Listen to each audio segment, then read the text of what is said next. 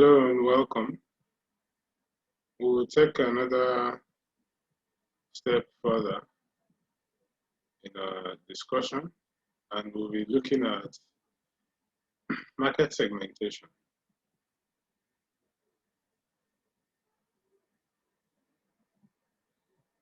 I want to talk about market segmentation by looking at the process of dividing a heterogeneous market into homogeneous markets.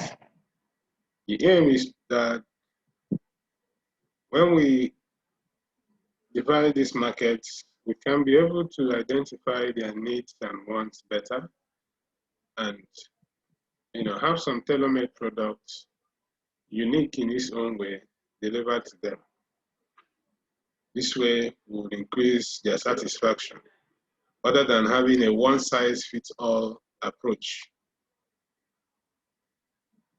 In doing this, markets can be segmented by demography, by psychography, and by behavioral differences. So organizations could choose any of these bases of segmentation in a bid to achieve a clear-cut segment. Now, one may ask, what do organizations benefit? First is that opportunities in the market can be easily identified and determined. Because of the smaller size, because of the unique nature and the similarities among components of the market, opportunities are better identified and served. Second is that marketing efforts are well defined and implemented. When a market is smaller, just like having a small class size, the teacher will better understand the challenges of the students and their needs. So this same thing applies to market segmentation, where we need to understand clearly the unique needs of a particular segment in order to tailor our marketing efforts properly. Third is that the segment becomes a unit for planning, for implementation, and control purpose. So we can use a market segment to clearly work out a strategy and make some strategic marketing plans, and also monitor the plans and assess performance over time. Now let's look at the basis of market segmentation in detail. As I said earlier, we'll have some basis that we can use in segmenting markets. First is geographic segmentation. By geography, we're looking at breaking a market or dividing a market in line with location.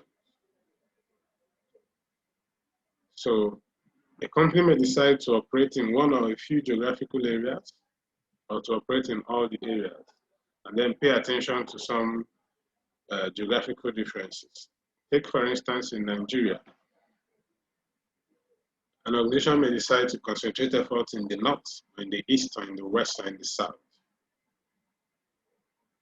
That's geographic segmentation.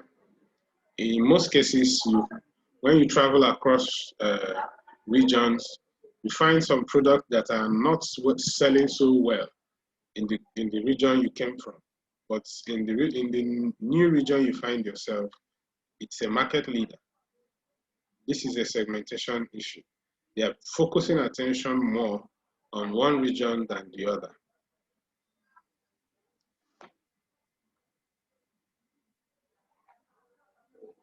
Another basis is demographic segmentation.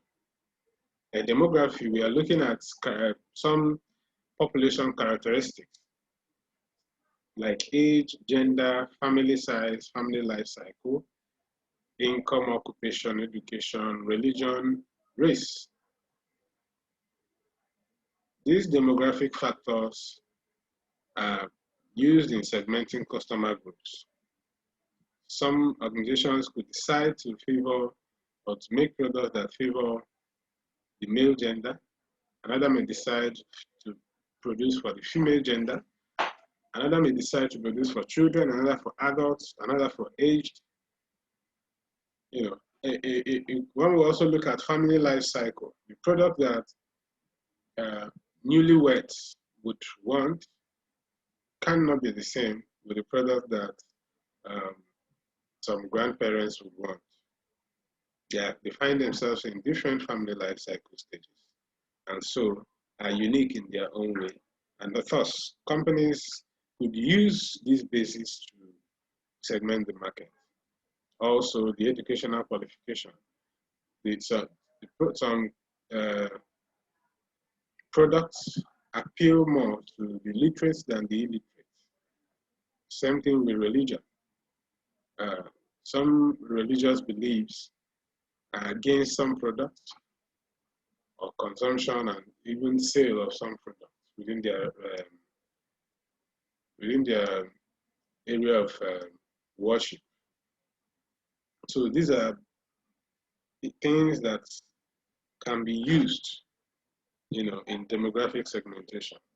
And also look at the income of the person, how much he earns, the upper class, the lower class, and all whatnot. These are all basis for segmenting markets. Now the psychographic segmentation.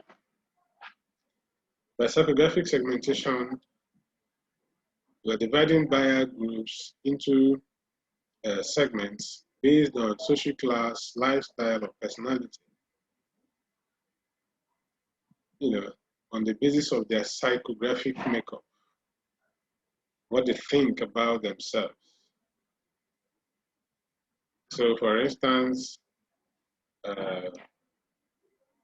if we go to a place like Lagos, at the main mention of Lekki, at the main mention of Victoria Island, there's a set of persons we expect to live in such areas. When we mention places like the Yanapaja, Surulere, and Magodo, and stuff like that, it also creates another impression in our mind. Same thing happens in cities like Abuja. When we mention Maitama, Asokoro, Wuze, and stuff like that, it gives an impression of a highbrow area, and then that's a way of segmenting people, a way of segmenting the market. So if you are looking for an accommodation and you feel you are, within yourself, you feel you want, or you see yourself as being part of the upper class, you would want to be in those highbrow areas. However, if you know you can't meet up with the requirements, you find yourself in places where it matches your budget. So these are the basic segmentation criteria on basis of geography, on basis of demography, on basis of psychography.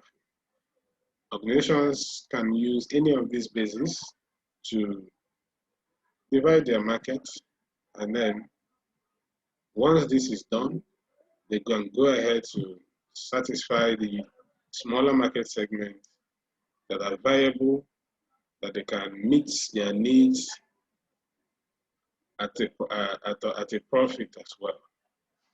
So, having done this, it would be good to try your hands at the SAQ questions, and also do well to visit the platform and join the conversation and the discussion panel.